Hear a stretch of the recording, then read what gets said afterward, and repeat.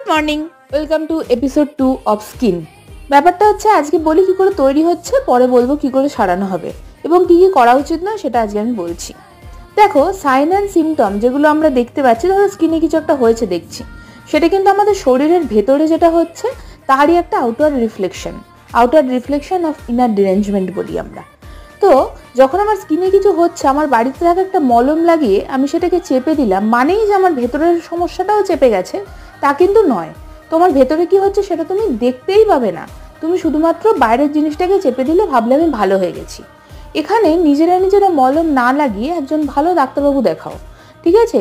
আমি অনেক উদাহরণ এমন দেখাতে পারি যেখানে হোমিওপ্যাথি কনস্টিটিউশনাল মেডিসিনের মাধ্যমে ভয়ঙ্কর স্কিনের সমস্যা ঠিক করা গেছে এবং উইদাউট রিকারেন্সি প্রপার একদম পার্মানেন্ট কিওর করা গেছে, ঠিক আছে? তাই ডাক্তারবাবুকে দেখিয়ে যা করবে করো। বাই।